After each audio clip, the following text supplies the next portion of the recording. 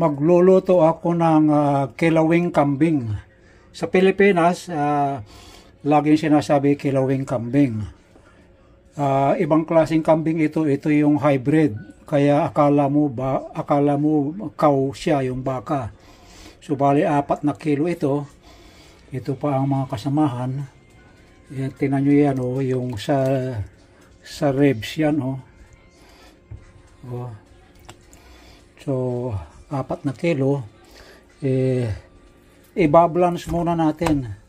Kung sa Pilipinas, hindi ganito, iba ang sistema sa Pilipinas. Kasi dati akong nagluluto ng kilawin sa Pilipinas. So ito yung mga laman at may kasamang balat po yan, ayan po, balat. Tapos dadagdagan natin ng yung pinaka-stomach niya. So ayan.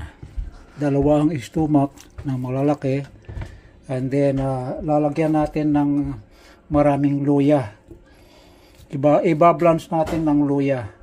Pag kumulo na ng mga 2 minutes, 3 minutes, and then hahanguhin natin. So i-turn on na natin, i-high na natin. Yan. Tapos lagyan natin ng tubig. Once na kumulo yan, katulad na sabi ko, saka huhugasan. So tatakpan na po natin.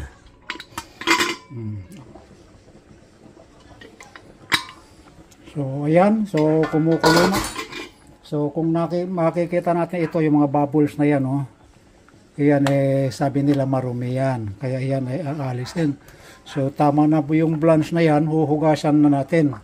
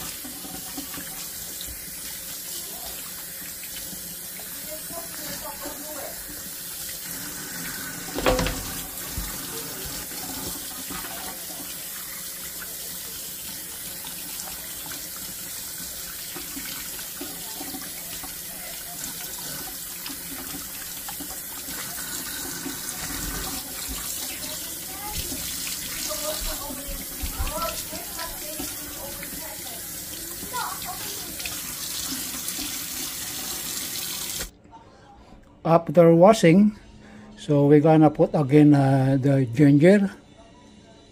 So malinis na po yan. And then lagyan natin ng sibuyas. Ayan, isang malaking sibuyas. Pinag-4 lang yung sibuyas. Ayan. And then lagyan natin ng buong bawang. Ilagay natin doon sa ilalim. Tapos tutubigan po natin at palalambutin po natin. Yung tamang-tamang lunod lang hanggang sa matuyuan siya. So yan, okay na yan.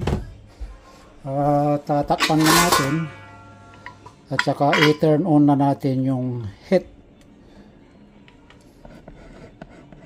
Ayun, i-high na natin. Ayan.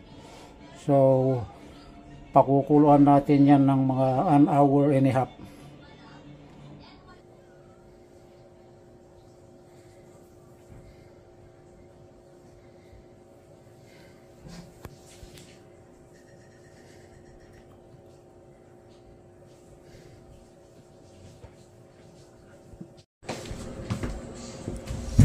This is the fat, mga taba. Ayan, o, yung puti na yan, lahat ng puti na yan, iyan ang taba, iyan ang mataas ang kolesterol niyan, purong kolesterol. At ito naman yung stomach, okay lang yan, walang masyadong fat yan. At ito naman yung mga taba na inalis ko na. So magiging dalawang ganito siguro. Ito na yung natanggalan ng purong laman po yan. Tsaka yan, ito yung lilinisan pa. Ayan. Due to malamig sa labas and winter, so instead na iihaw, I'm gonna fry. Marinade with black pepper and salt and lemon. So ilagay na po natin.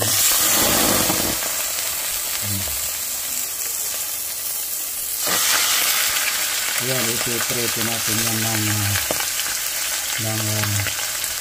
medium rare.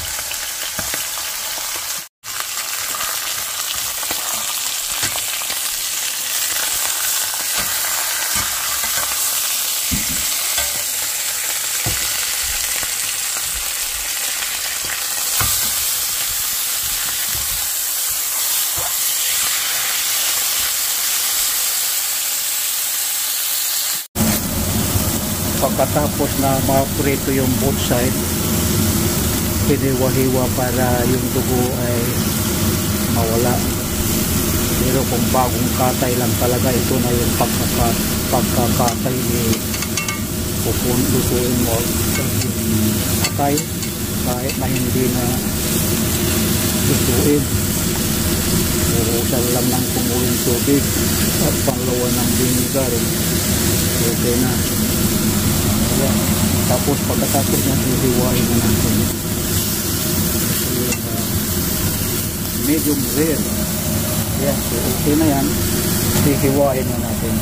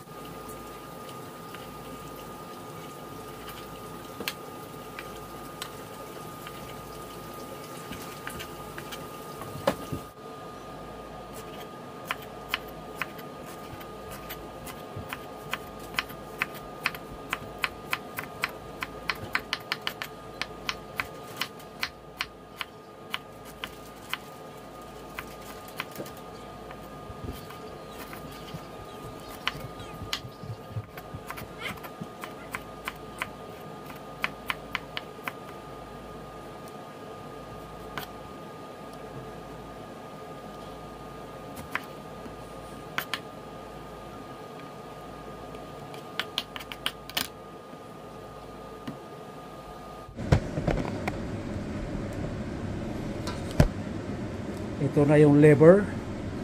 Yan yung purong meat saka balat. So ilagay na natin.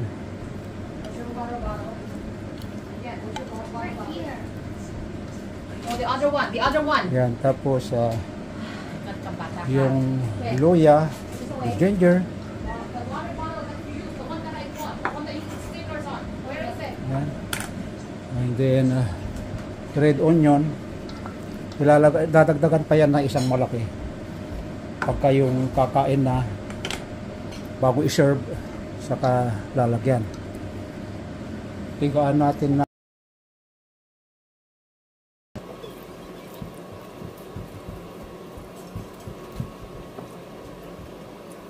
mayroon ng paminta yan, hindi na nakuha na ng video.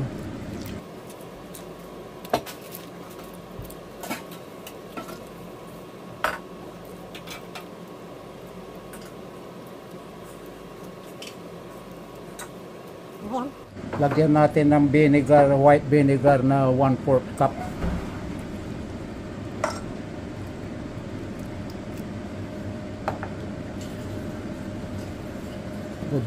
Wisikan natin ng salt. Kunti lang ha.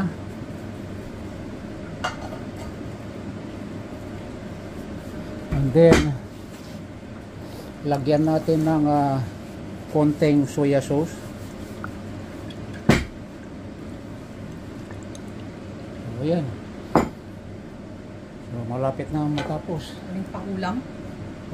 Malinis kamay ko. At saka yun nga palang ito yung pot, yung taba o isang bowl. O kung hindi aalisin yan, pagkaka-cholesterol yung mga kakain. So yan, hindi pwedeng kainin yan. At ito naman yung mga bones, yung mga tinanggal na bones. Andyan yung yung legs, yung ito pa isang legs, nandiyan dyan, saka yung mga ribs. Gagawing sinampalukan naman yan.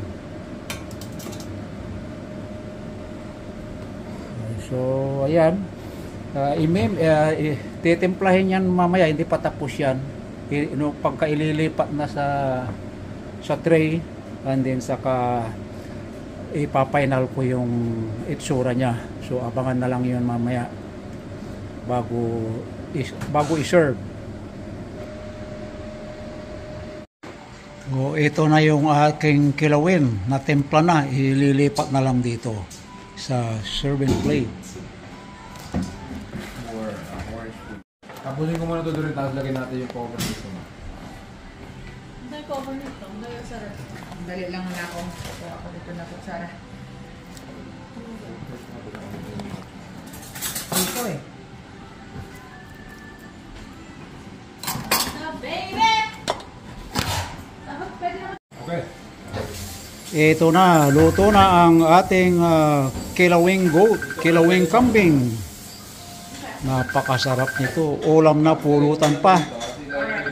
Kung nag-enjoy kayo mga kapatid sa aking pinakitang video kung paano lutuin ang kinilaw na kambing, goat, huwag kalilimutang i-like, comment.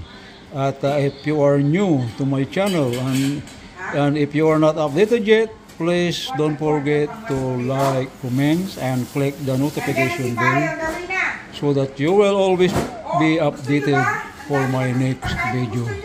Bye-bye na po.